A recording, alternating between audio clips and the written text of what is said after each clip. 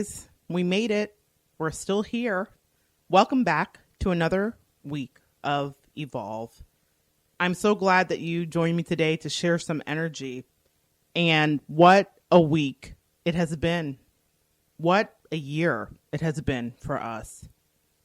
And this year reminds me of the energy of a card that I sometimes pull for my clients. And I'm going to tell you a little bit about that. It's something that is not always the most pleasant thing, but I think it really ties into the experience we're having as a nation and as a people. Sometimes when I'm reading, there's this card, okay? And it's one that I pull, and it's not something that I necessarily liked to see when I used to pull it as a novice. It's called the Tower. And its picture is very striking. It feels unwanted when I pulled it initially. It shows lightning striking in the east. It shows calamity happening and bricks falling and things not working out. And as a novice, I would reshuffle and I would repull because I only wanted to deliver the best news. I wanted my readings to be uplifting and filled with light and positivity. And I looked at this card and I thought, how am I going to spin this for these people? But then you grow. I didn't really want to unpack all of the grotty details of this card. I didn't want to get into that business of figuring out what it meant, but I had to in order to be efficient and to be better at what I did. As with many things in life, the thing that you first turn away from and you instantly turn away from is the thing that you should be drawing closer to. And you see, the power of this card, the Tower, can be found in the dust that settles around us in the aftermath. It is sitting there in the rebar and the shattered concrete that we really find the clues of who we once were and what we no longer want to be. When everything seems to be falling apart, it's disastrous, we're presented with this pristine moment of opportunity. This moment when you're sitting there at the bottom of a once strong building, and that's where you begin to start to take inventory of the debris. And I know you say take inventory of the debris. It's debris. Let's call in the hall guys and get it out of here. But there's something there to be examined. You're in the rubble, sitting amongst the ashes. And this is where you look around at the old bricks that built your old life. This is the lessons from your mother and the tribe that they taught you. This is the thing that your best friend once told you that completely opened up your mind. And maybe, and most of the time, if you've lived life, it's not all good. Perhaps there's a cracked brick over to the left that's a reminder of a relationship that had a damaging effect on your spirit or had a damaging effect on your soul. All of these polarizing experiences put you now in a prime position to rebuild. That is the magic in the seemingly destructive moment. It's that you can take the parts of the old life and some of your favorite moments and experiences, and you can place them into a new structure. That way, when it's all rebuilt and standing once more, it is something that actually fits who you are now becoming. It feels right. It's a place that you can inhabit for the remainder of your life. And sure, okay, as with all of us, you'll make some adjustments once you're moved in again. You'll repaint, you'll shift the furniture in the den, and you will do this to accommodate the ever-evolving stages of your life. That's normal. We always make adjustments. But the thing about having the energy of the Tower card is that the destructive energy destroys old and stagnant habits.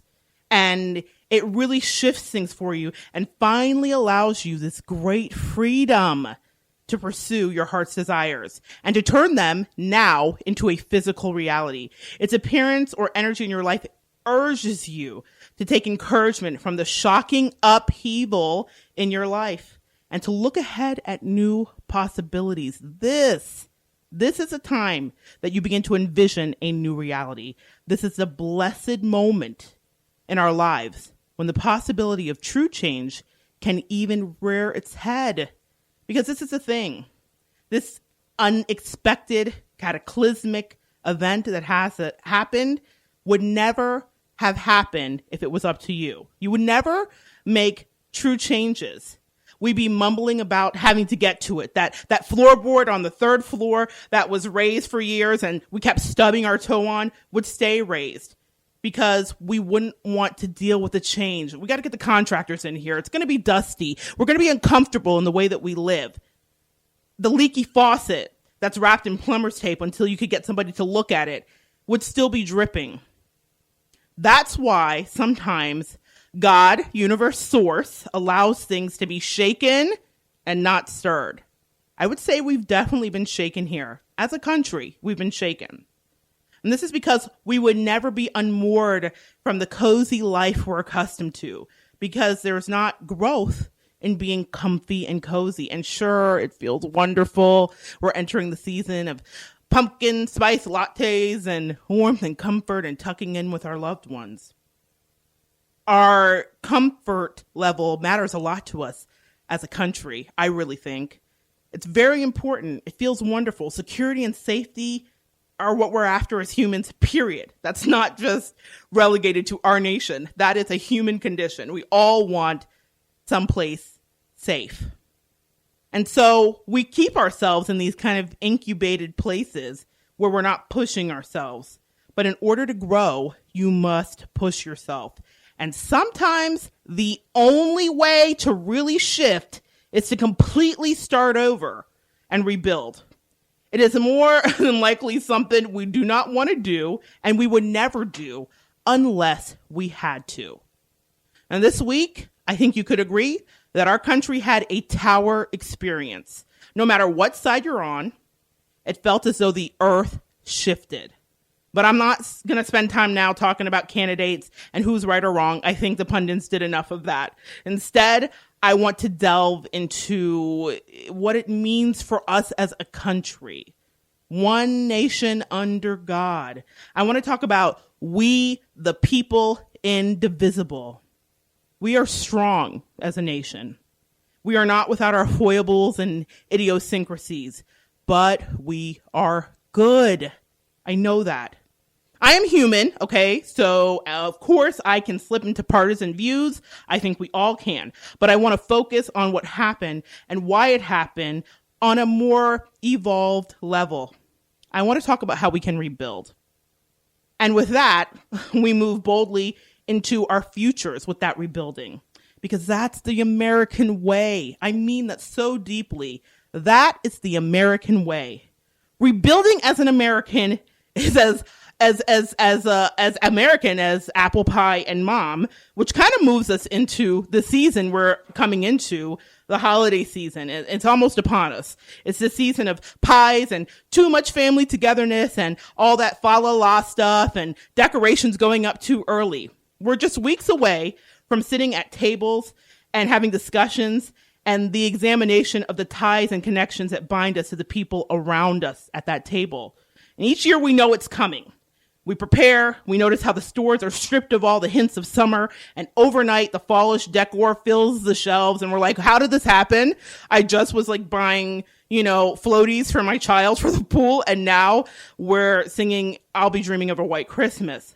But we notice. We know it's coming, and somehow we're still surprised. Like, man, where did the year go? I say that to myself and to my friends all the time.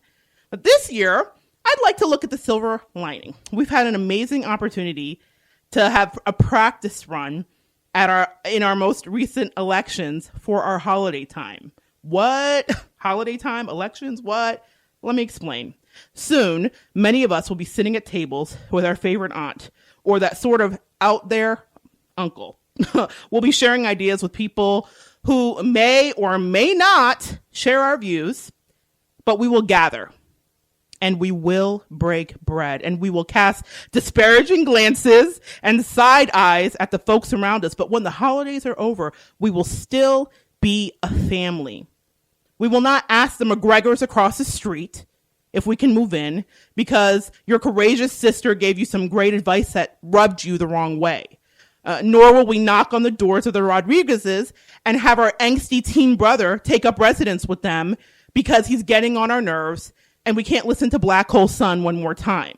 We don't do this because it is ingrained in us that even if our tribe is cray-cray at the moment, or there's an upheaval at the moment, or if we have a disagreement over the lobster and the creme brulee, I think we know the fundamental truth. We are family. We are always going to be a family. And this place that we gather is our homestead. We may disagree. We may be saddened or elated at the prospect of being in the family from time to time. We may take comfort in it, but it is ours and we love it. We also create families. They're not always nuclear. So whatever way you experience family, I know you've experienced this, not always agreeing with the people you love and that you call family. So in this spirit, guys, please know that being proud to be an American applies at all times, because it has never been the people that we were particularly proud of. That has fluctuated. Sometimes there are people we're proud of. Sometimes there are people we were not. But it has been the principles and the ideology that it offered, the hope of a better future, the promise of opportunities that other countries are devoid of. The American experience is a unique one. It is a beautiful one. And every day I celebrate. I celebrate as a woman. I celebrate as a Black woman. I celebrate as a minority. I celebrate as a first-generation American about the opportunities that I was afforded because my parents chose to come here and to live their dream. My parents are West Indian. My father built a business from scratch, and they chose the Keys to do that in and to live in because they said it reminded them of home the most. It was lush and warm and tropical, and it really hearkened to them, that spirit of home and their home countries, both from different countries. They both came here and got married here, and they earned their citizenship here, and my father began to use a trade that he learned in his country to build. He was a mason. He built an amazing life for himself, literally and figuratively, for himself and for his family. He built many of the prominent buildings in my hometown, libraries and banks that are still standing to this day. And he not only built that structure, he built up the American dream, and he showed it to us that someone could come from someplace else and do something so great as to live this American dream. And he came here for that reason. He wanted the opulence. He wanted it all. And where he was from, that didn't seem like a full possibility that he could flesh out. So he came here as a functionally illiterate man and learned to read and built a business for himself that's still standing today. My father has since passed, but my uncles and other relatives still run this business. That's the legacy that being an American can afford you. That's a legacy that getting his citizenship afforded him. A few years ago, I went home.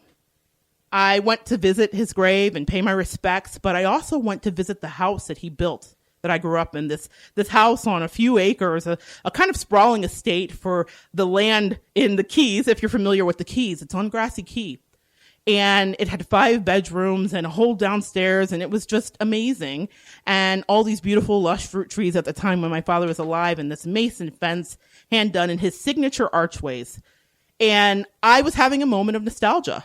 I wanted to revisit that and take pictures so I would have the memories forever. You know, you take it for granted when you're there. And so we contacted the realtor.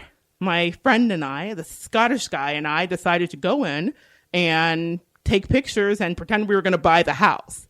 I just wanted to get in. I just wanted to see my childhood for maybe the last time. And so we got in. And I'm going around from room to room and having all these memories flood back. And the house is boarded up because of hurricane. It's right on the water. So because of hurricane protection. So it's not as light and bright as I remember it. It's not as airy as I remember it. But I'm walking through, and the realtor is on my heels. And he's telling me about the house like a realtor would. He's telling me about the wonderful features and the things that it has and the things that it had added to it and this widow's tower and all kinds of things. And I'm like, wow, that wasn't here when Daddy was here.